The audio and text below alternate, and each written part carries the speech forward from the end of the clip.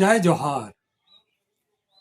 आदिवासी संघी YouTube channel में राउर मन के स्वागत करत। सुप्रीम कोर्ट के वकील मन ईवीएम के विरोध में लड़ाई धीरे धीरे और दिन दिन बढ़ाते जाते हैं। उमन के कहल अनुसार 24 तारीख के उमन का एक आंदोलन के प्रोग्राम के खुलासा कर ले। आंदोलन के अन्यतम नेता वकील तथा दिल्ली सरकार के पूर्व केंद्रीय मंत्री राजेंद्र पाल गौतम बतालक कि कैसे चुनाव आयोग ईवीएम मशीन के द्वारा वोट के गड़बड़ी करेला, हेरा फेरी करेला। जननायक कर्पूरी ठाकुर जी को भारत रत्न दिया गया, उसके लिए मैं सभी देशवासियों को बधाई देता हूं और साथ ही साथ बहुजन नायक मान्यवर कांशीराम साहब को भी भारत रत्न दिया जाए, इसकी मांग करता हूं। और जो आने वाली 31 जनवरी को वामसेफ के माध्यम से इलेक्शन कमीशन ऑफ इंडिया का जो घेराव हो रहा है, उस घेराव का हम समर्थन करते हैं और हम सारे साथी पूरी ताकत के साथ उसमें शामिल होंगे। कार्यकर्ताओं सहित पूरे देश के लोगों से आह्वान करते हैं कि 31 जनवरी को वो लोग दिल्ली में उस मुहिम में शामिल हों ताकि बैलेट पेपर को वापस लाया जा सके। इसके साथ साथ आज कुछ ऐसे तथ्य हैं जो हमारे सामने आए हैं, जो हमने बारीकी से अध्ययन किया ईवीएम के बारे में। अध्ययन करने के बाद जो चीजें सामने आई हैं, हम तो समझते थे कि सॉफ्टवेयर जो डेवलप किया जाता है उसको बनाने का जो काम कर रहा है वो टेक्निकल एक्सपर्ट कमेटी है। और टेक्निकल एक्सपर्ट कमेटी में एमिनेंट प्रोफेसर हैं आईआईटी के। उन आईआईटी के प्रोफेसर हैं जिस आईआईटी के अंदर देश के दलितों, पिछड़ों, आदिवासियों के साथ जो बच्चे आईआईटी कर रहे होते हैं उनके साथ उत्पीड़न की घटनाएं होती हैं और वो बच्चे कई बार सुसाइड करते हैं।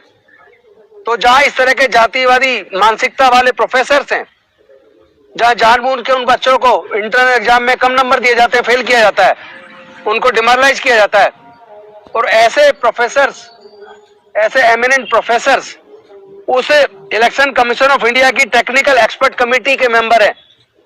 और वो टेक्निकल एक्सपर्ट कमेटी है जो सॉफ्टवेयर डेवलप करती है। और जो ये ECIL और BEL है, ये तो हार्डवेयर बनाती है, तो उसको असेंबल करती है। तो हमें जो बाकी तथ्य पता लगे वो ये पता लगे हैं कि जो कंट्रोल यूनिट है उसका सॉफ्टवेयर टेक्निकल एक्सपर्ट कमेटी बनाती है और वो कमेटी उस सॉफ्टवेयर में ही ये तय कर देती है किसको जिताना है। ये टेक्निकल एक्सपर्ट कमेटी के हाथ में है। अगर टेक्निकल एक्सपर्ट कमेटी पहले से ही विन ओवर कर ली जाए, उनको खरीद लिया जाए या किसी भी तरीके से इन्फ्लुएंस में ले लिया जाए, तो जब वो सॉफ्टवेयर डेवलप करते हैं, सॉफ्टवेयर में ही अगर वो चाहे तो ये तय कर सकते हैं कि किसको जिताना है। लेकिन इसको जिताने का खेल, जो सबसे बड़ा खेल है, वो बिना टाइमर के संभव नहीं है। इस मशीन के अंदर, ईवीएम के अंदर जो कंट्रोल यूनिट है उसके अंदर बकायदा एक टाइमर लगा हुआ है जिसमें पूरा टाइम डेट दोनों चीज होती है। और अगर टाइम और डेट ना हो तो वो गड़बड़ करना मुश्किल है।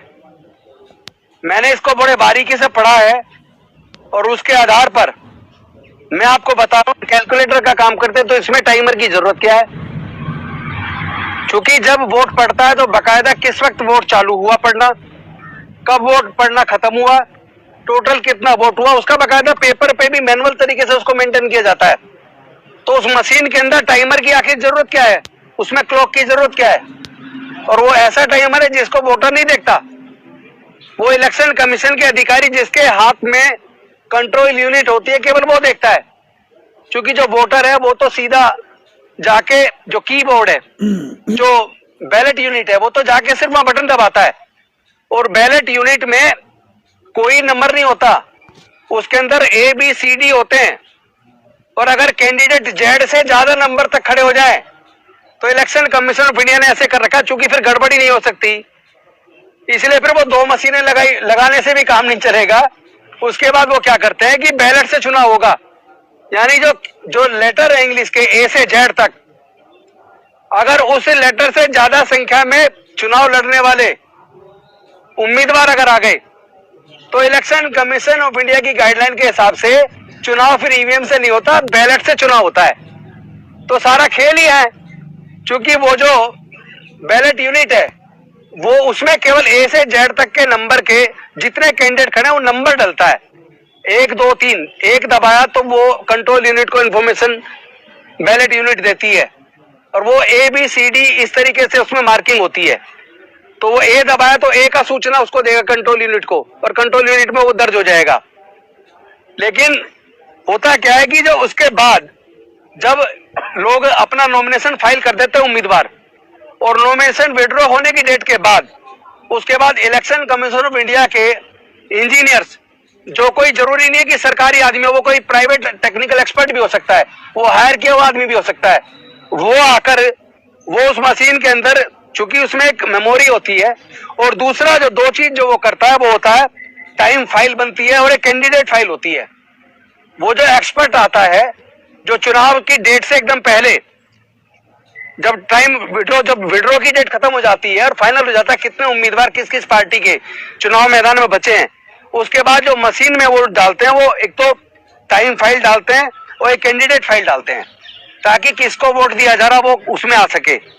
लेकिन असली बात जो है वो सॉफ्टवेयर जो उधर डिजाइन किया गया टेक्निकल एक्सपर्ट कमेटी में, और टेक्निकल एक्सपर्ट कमेटी को अगर इन्फ्लुएंस कर दिया गया और उसने अगर वहीं तय कर दिया किसको जिताना, चूंकि ये विश्वास कहां से आता है कि इस बार 300 से ज्यादा जीतेंगे, इस बार 400 से ज्यादा जीतेंगे, ये कॉन्फिडेंस कहां से आता है? ये कॉन्फिडेंस से वही कह सकता है जिसको पता है कि उसने इन्फ्लुएंस करके टेक्निकल एक्सपर्ट कमेटी के माध्यम से उसके अंदर सॉफ्टवेयर वो डेवलप करवा दिया है कि उन्होंने उस पार्टी को इतने चुनाव में इतने वोटों से जिताना है। अभी आपने देखा होगा पिछले दिनों मध्य प्रदेश के अंदर एक कैंडिडेट ने, बीजेपी के कैंडिडेट ने, उसने पहले ही बता दिया मुझे इतना बीजेपी को वोट मिलेगा, इतना उसको मिलेगा, और जब रिजल्ट आया तो वो बाकी उतना ही निकला, थोड़ा बहुत वोट का अंतर था। तो ये समझ लीजिए कि जो आम वोटर का भरोसा है, जिस वोटर के भरोसे को कायम करने की जिम्मेदारी इलेक्शन कमीशन ऑफ इंडिया की है, तो वो जो वोट की उसकी चोरी हो रही है और उसको बिल्कुल डाउट उसका पक्का होता जा रहा है कि चुनाव के माध्यम से उनके वोट की चोरी हो रही है, उसको उस पर भरोसा नहीं पैदा हो रहा है, तो ये जिम्मेदारी तो इनकी है। ईवीएम मशीन में टाइमर लगल रहेला और उ टाइमर के द्वारा आधी रात के पछे वोट के हेरा फेरी करल जाएगा। इकर अलावा वकील मन बतालाई कि अगले 31 जनवरी में बाम सेब के द्वारा चुनाव आयोग ऑफिस के घेराव करे के आंदोलन घोषित करल जाए, और सेकर में वकील मन के समूह भी संघ भी साथ देवे और वो आंदोलन के सक्सेस बनाए के लगी कोशिश करवे। एडवोकेट भानु प्रताप सिंह कहलक कि आगामी 25 फरवरी 2024 में पीएमओ ऑफिस घेराव करे के आंदोलन करल जाए, और वो दिन सब कोई कोटा देश भर से आदमी मन आवे और उमन के संगे मिल के पीएमओ ऑफिस घेराव करे के लगे सब कोई पीएमओ ऑफिस जावे। तो इसलिए हमने 25 फरवरी की जो हमने डेट निश्चित की है, वो 25 फरवरी को हम लोग मंडी हाउस इकट्ठा होंगे और वहां से सारे देश के लोग यहाँ इकट्ठा होंगे और प्राइम मिनिस्टर ऑफिस का घेराव करने चलेंगे और उसके बाद राष्ट्रपति को ज्ञापन देंगे। ये हमने डेट तय की 25 फरवरी की।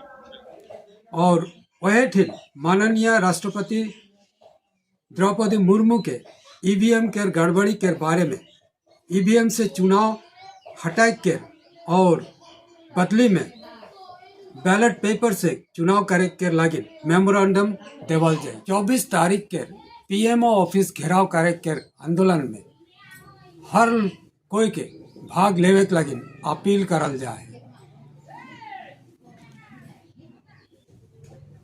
ईवीएम के ई आंदोलन में बगरा से बगरा आदमी जमा होए के लगे आह्वान करल जाए। जोहार।